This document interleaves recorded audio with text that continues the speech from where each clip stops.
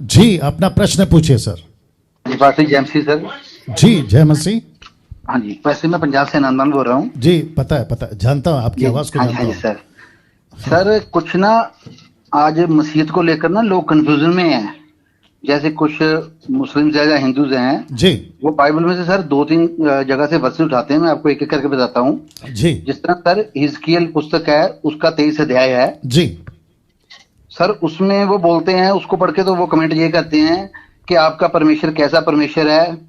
क्योंकि सर अभी ये थोड़ा व्यक्तिगत मामला हो गया हमारे लिए। जी वो बोलते हैं आपका परमेश्वर कैसा परमेश्वर है।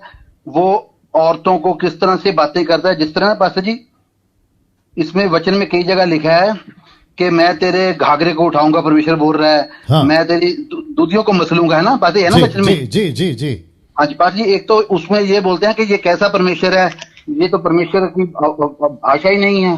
जी तो जी एक सर ये वचन उठाते हैं, आपने इसका भी कंफ्यूजन दूर करना है। और सर एक वचन वो उठाते हैं, एक मिनट होल्ड कीजिए। जी जी लूक 19 का सर जी 27 है। कौन सा, वापस बोलिए, कौन सी किताब? लूक 19 का अच्छा, 27। लूक 19 का 27। जी 27 सर, बोलिए कुछ बोलिए बोलिए। मुस्लिम वर्ग के लोग हैं जो ना, जब हम बाइबल की टीचिंग डालते हैं या कोई वचन डालते हैं तो वो हमें फिर कंफ्यूजन में डालते हैं कि आपका परमेश्वर ऐसा परमेश्वर है। वो ये बोलते हैं, क्योंकि सर हम तो बाइबल पढ़ते हैं, हमें तो उसका पता है कि ये मतलब क्या क्यों क्या आवाज है परमेश्वर की, क्यों परमेश्वर ये कह रहा है। लेकिन आपने भी प्रोग्राम के माध्यम से ये थोड़ा कंफ्यूजन निकालना है। जी तो पाच जी एक वचन वो उठाते हैं लूक 19:27 का। जी तो पासी इसमें वो बोलते हैं कि वहां पे लिखा है कि मेरे इन वैरियों को जो जो नहीं चाहते हैं वो मैं उन पे राज करूं, जी। उनको लाओ और मेरे सामने मैं उनको मार देता हूं। जी तो सर वो इस वचन को उठाते हैं कि यीशु मसीह की या ये परमेश्वर की आवाज है। लेकिन कॉन्सेप्ट ये है कि ये आवाज परमेश्वर की नहीं है, ये तो जो बाइबल में स्टोरी सुना रहा है उसकी आवाज है ना। राइट राइट, करेक्टर बिल्कुल है। बिल्कुल। एक सर आपने भी ये क्लियर करना है, हम तो हमें जी तो मालूम है। और सर एक वचन वो सर और उठाते हैं, एक मिनट होल्ड कीजिए, जी मैंने जी लिखे हुए हैं। सर कोरिन्थियां फर्स्ट का 7:38 है। जी सर उसमें वो वचन में, एक मिनट सर प्लीज होल्ड कीजिएगा। जी हाँ जी सर।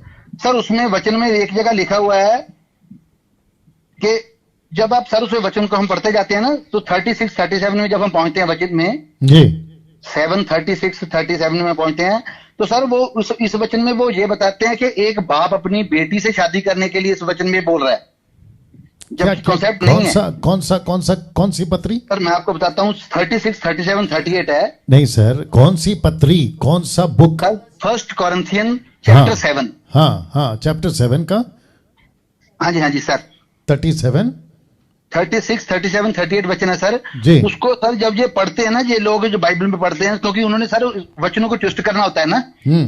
तो सर इन वचनों में वो सर बोलते हैं कि इस वचन के जब हम सर इसको हिंदी इंग्लिश ट्रांसलेशन में पढ़ते हैं ना, तब भी सर वहां पर भी सर इसमें ना वो बेटी शब्द ही प्रयोग करते हैं कि वो अपनी बेटी को बोल रहा है। एक बाप अपनी बेटी से शादी करने के लिए बोल रहा है। कहते हैं आपका परमेश्वर कैसा परमेश्वर है, वो तो एक बाप को अपनी बेटी से शादी करने के लिए इजाजत दे रहा है। जी, लेकिन यहाँ पे ऐसा कुछ नहीं है ना भैया।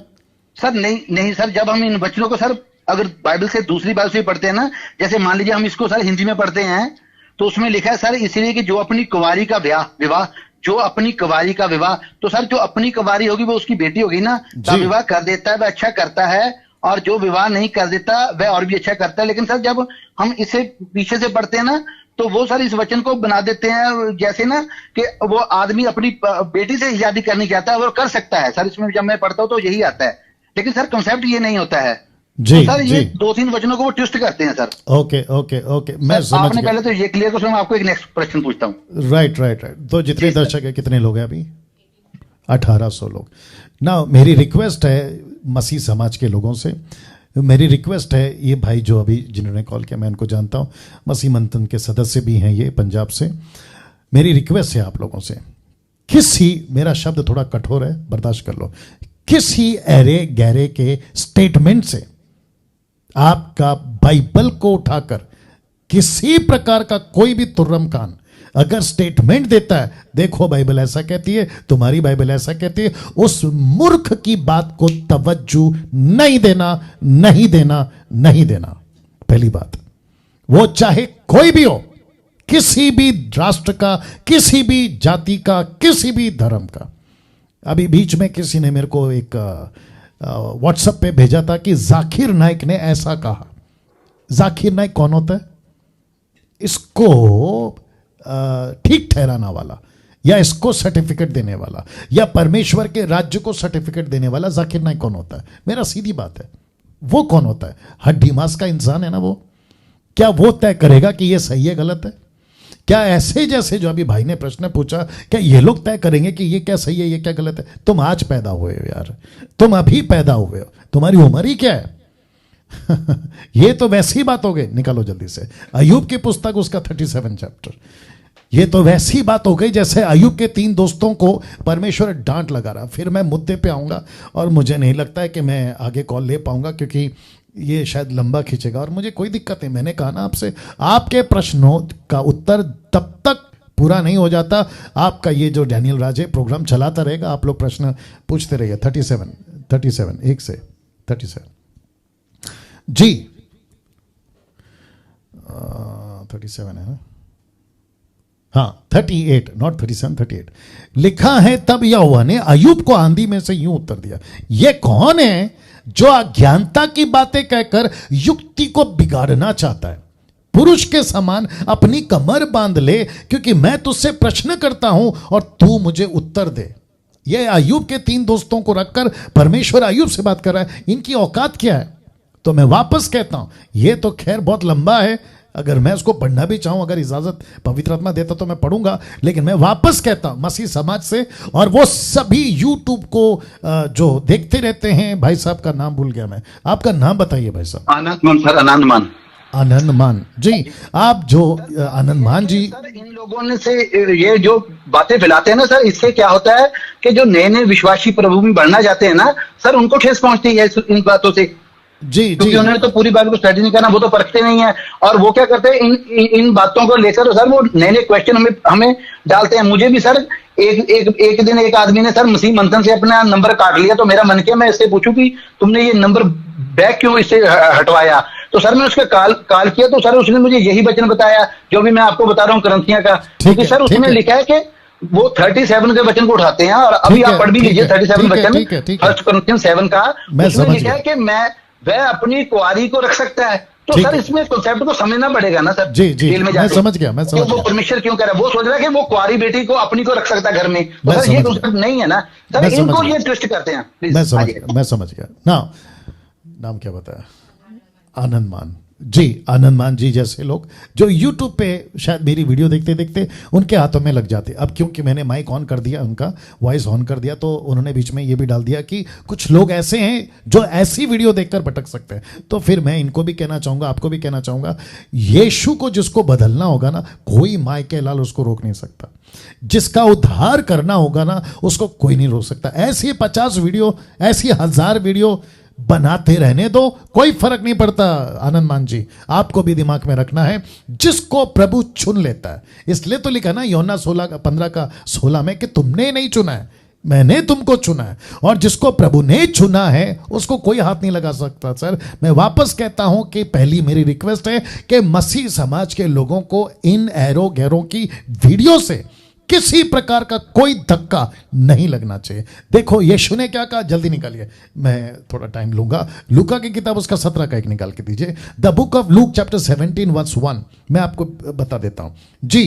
ये अंत के दिनों में हम जी रहे हैं, ऐसी तादाद बहुत आएगी, इनकी भरमार बहुत आएगी। जानते हो क्या लिखा है? लिखा है, फिर उसने अपने चेलों से कहा, हो नहीं सकता कि ठोकरें ना लगे, परंतु हाय उस मनुष्य पर जिसके कारण ये आती हैं या ठोकर लगती है। ठोकर लगेगी, लेकिन उस व्यक्ति के कारण जिसके कारण ठोकर आती है, कहती है हाय उसके ऊपर श्राप है।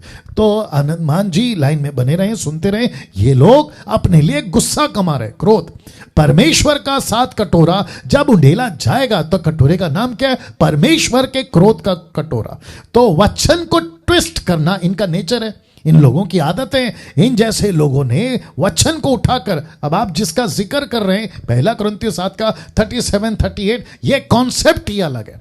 पढ़ते पढ़ते आते वक्त में ऊपर से पढ़ते आप जिसका जिक्र कर रहे हो वो कह रहा है कि सबसे पहला शादी मत करो। मैं चाहता हूं कुंवारे रहो, लेकिन व्यभिचार के डर से शादी करो। फिर ऐसे करते करते कहता है कि जिसकी शादी हो गई है वो दूसरी शादी ना करे। अगर वो उसका पत्नी मर गई, पति मर गया, व्यभिचार के चलते तलाक हो गया तो ऐसे ही रहे, अगर करना चाहे तो कर सकते हैं। फिर बात आती है लड़की की जिसका बाप चाहता था कि बेटी की शादी हो, तो कहता है कि अगर वो चाहता शादी कराना तो करा दे, अगर नहीं कराना चाहता तो घर पे रखे। इसका मतलब ये थोड़ी है कि वो बेटी से शादी की बात कर रहा है। मूर्खता, इसको कहते हैं नॉनसेंस, इसको कहते हैं फुलिशनेस। तो पढ़ते वक्त में बुद्धि कैसी होनी चाहिए। अच्छा, जिसका माथा वैसे ही खराब है वो उसको तो हर चीज में गलत नजर आएगा। जिसको नुक्स निकालना है वो तो हर चीज में नुक्स निकालेगा। ये हो गया एक। तो कभी किसी के मूर्खता के वीडियो से मुझको, आपको, मसीह समाज को, मतलब मसीह के देह को फर्क नहीं पड़ना चाहिए। पतरस के टाइम पे भी लोग थे, पौलुस के टाइम पे भी लोग थे। यीशु को तो पागल तक का, यूहन्ना 10:20 नहीं चाहिए, यीशु को पागल तक का। तो क्या करें? आते हैं, भौंकेंगे, चले जाएंगे। मैं तो हमेशा कहता हूं हाथी चले बाजार और कुत्ते भौंके हजार। क्या कर सकते हैं इन लोगों का? कुछ नहीं कर सकते। इनकी तादाद अगर अभी इतनी है तो हो सकता है कि एंटी क्राइस्ट के टाइम पे बहुत बढ़ेगी। और इसको निकालो प्रकाशित वाक्य 13 का। इनको एक मुंह दिया गया है। मैं आपको बताता हूं मुंह कौन सा दिया गया। प्रकाशित वाक्य 13, मेरे साथ बने रहे नंद जी, वही है ना नाम, बड़े बोल, हाँ आनंद जी। सुनिए प्रकाशित वाक्य उसका 13:5, देखो क्या लिखा है। लिखा है बड़े बोल बोलने और निंदा के लिए उसे एक मुंह दिया गया। अब आप समझ गए, एंटी क्राइस्ट के जो प्रॉफिट हैं, एंटी क्राइस्ट, झूठा नबी और लूसीफर, इनको एक मुंह दिया जाएगा, मुंह। वाह, आपने कभी सुना था इसको, प्रकाशित वाक्य 13:5 को, नंद जी? जी सर सुना है। जी बिल्कुल बिल्कुल। तो कौन सा मुंह है ये? बिल्कुल बिल्कुल। ये निंदा वाला मुंह है। तो ये क्या करेंगे? आपने कहा ना यहां से उठा लिया, वहां से उठा लिया। इसको कहते हैं निंदा का मुंह। ये शैतान का मुंह है, ये लूसीफर का मुंह है, ये एंटी क्राइस्ट की स्थापना का मुंह है। ये ऐसे टाइम पे बहुत बोलेंगे। तो क्या मसीह समाज को फर्क पड़ना चाहिए? रद्दी भर भी नहीं पड़ना चाहिए। तो मैं वापस कहता हूं, कॉन्टेक्स्ट क्या है आप और मैं जानते हैं। अच्छा वो छोड़िए, अगर मैंने बीच में भी कहा था, अगर तुम हमारी बाइबल से ऐसी बात को निकालते जो कि है नहीं, कॉन्सेप्ट अलग है, लेखक अलग होता है, लिखवाने वाला परमेश्वर है, सिचुएशन अलग है।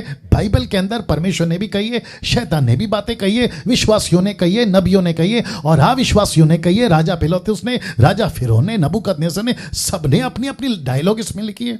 उसको कॉन्सेप्ट क्या है, कॉन्टेक्स्ट क्या है, ये समझना होगा। तो वापस कहता हूं, बहुत ध्यान से सुनिएगा, इनके किसी एक स्क्रिप्चर से ट्विस्ट करके, तोड़ मरोड़ करके अगर ये हम तक पहुंचाते हैं और कहते हैं कि देखो बाइबल ऐसे करती है या ऐसा इंटरप्रेट है, तो रद्दी भर भी फर्क आपको और मुझको नहीं पड़ना चाहिए। जो यीशु के ट्रू फॉलोवर्स हैं, जो यीशु के वचनों के ट्रू फॉलोवर्स हैं, उनको किसी प्रकार का कल्ट वीडियो का फर्क नहीं पड़ना चाहिए। ये स्टेटमेंट मैं आपको यहां से दे रहा हूं जी।